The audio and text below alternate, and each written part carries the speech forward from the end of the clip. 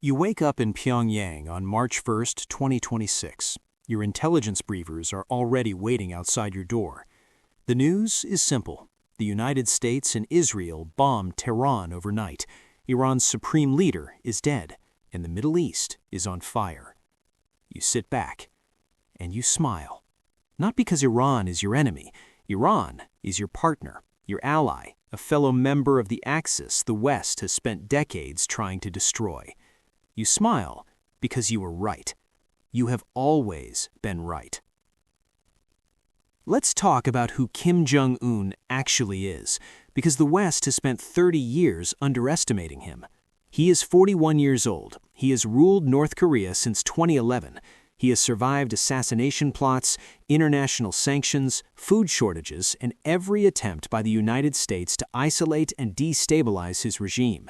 He has done all of this while building the most dangerous nuclear arsenal of any leader who has never fired a nuclear weapon in anger.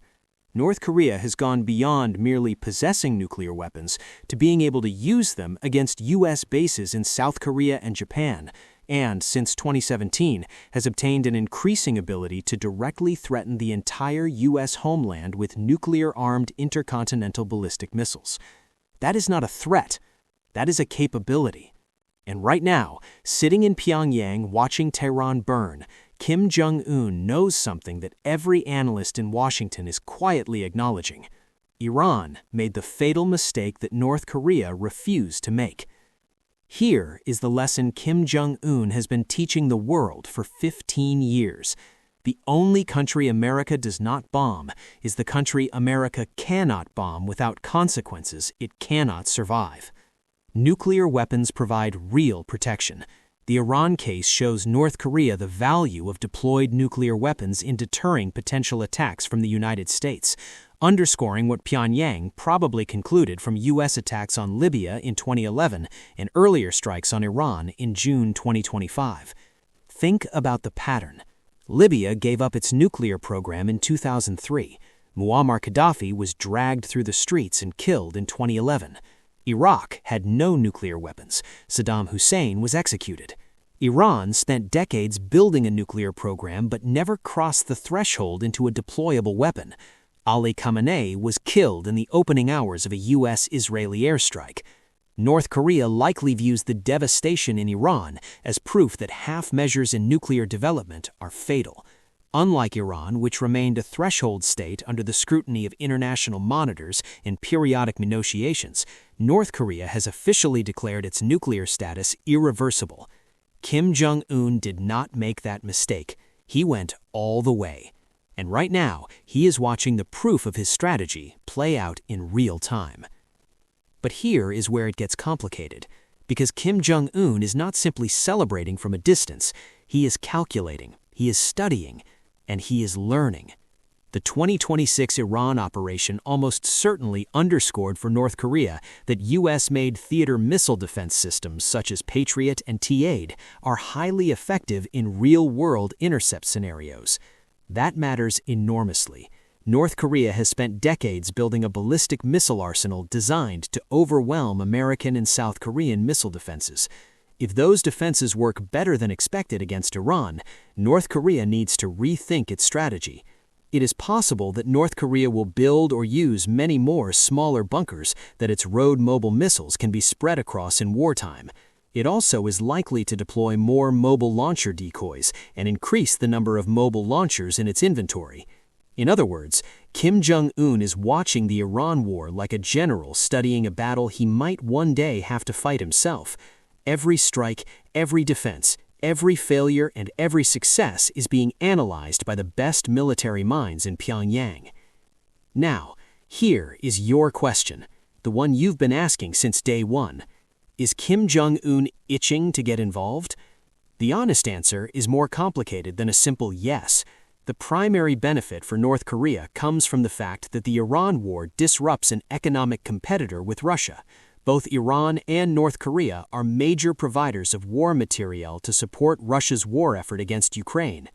As Iran shifts to using its material for its own fight, it creates a gap that the Kim regime will likely be happy to fill. In that way, the Iran-Israel-US war increases Russian dependency on North Korea, ceding additional influence and leverage to Pyongyang. Read that again. North Korea benefits from this war without firing a single shot. Iran, one of Russia's two main weapons suppliers, is now consuming its own arsenal. Russia still needs weapons, and Kim Jong Un is standing right there, ready to fill the gap and collect the political capital. North Korea has deepened ties with Iran, with reports suggesting Kim is ready to supply missiles to Iran to counter Western powers. So while Kim is not sending troops, while Kim is not launching missiles, he is quietly positioning himself as the most indispensable military partner on the anti-Western side of this war, and doing it with zero risk to himself. That is not itching to get involved. That is mastery. But there is a deeper psychological dimension to this story that nobody is fully discussing. North Korean state media condemned the United States and Israel for launching a war of aggression against Iran, but did not report the death of Ayatollah Ali Khamenei. That omission was not accidental. North Korea's political system is built around the near-mythic authority and invulnerability of its leader. Publicly broadcasting the violent removal of another supreme leader would introduce a dangerous precedent. It would remind North Korean citizens that even the most powerful figure in a tightly controlled state can be tracked, targeted, and eliminated. Think about that for a moment. Kim Jong Un, the man who controls every piece of information his 26 million citizens receive, chose to hide the fact that the leader of an allied nation was killed by an airstrike, because the message that sends to his own people is one he cannot afford to send. If it happened to Khamenei, it could happen to him. North Korea's Guard Command and internal security organs will now dissect every facet of the Iran operation as they attempt to ensure Kim will never share Khamenei's fate. And this brings us to the most counterintuitive possibility in this entire story. The Iran war, which looks like it should push Kim Jong Un toward confrontation, may actually push him toward the negotiating table. There is a paradoxical logic at play. The Iran war validates North Korea's nuclear program, but it also creates a sense of urgency to manage the relationship with Washington before a similar red line is crossed on the Korean peninsula. Some experts believe the destruction of the Iranian leadership might actually nudge Kim back to the negotiating table. Kim Jong Un may be asking himself if the time has come to pick up the phone and call U.S. President Donald Trump. Even while attacking U.S. policy, Pyongyang has been more careful in how it talks about Donald Trump personally. Kim Jong Un has signaled that relations with Washington could improve if the United States drops what North Korea calls its hostile policy. That suggests North Korea is trying to do two things at once: condemn U.S. military action against Iran and joint drills with South Korea, while avoiding language that would completely shut the door on future diplomacy with Trump. In plain terms, Kim Jong Un is keeping every door open simultaneously. He is condemning America publicly, he is supplying Iran's allies privately, and he is leaving a phone line to Washington deliberately uncut. That is not the behavior of a man itching for a fight. That is the behavior of the most calculated survivor in global geopolitics. So what does Kim Jong Un actually want from this war? He wants three things. First, he wants the war to last as long as possible. Every month the U.S. is consumed by the Middle East is a month the U.S. is not focused on the Korean Peninsula. Every dollar spent on Iran operations is a dollar not spent on Pacific deterrence. Second, he wants to be indispensable. By positioning North Korea as the weapons supplier that keeps Russia operational while Iran is distracted, Kim is buying himself political leverage with Moscow that no amount of diplomacy could have purchased. Third, he wants to demonstrate something to the world without ever having to demonstrate it directly. The devastation of the indiscriminate war unfolding today in the Middle East is once again impressing upon the people of the world a truth of history, that military power is the safety, dignity, and standing of the state and the people. That quote is from North Korean state media, published during the Iran war, directed at their own people and at the world.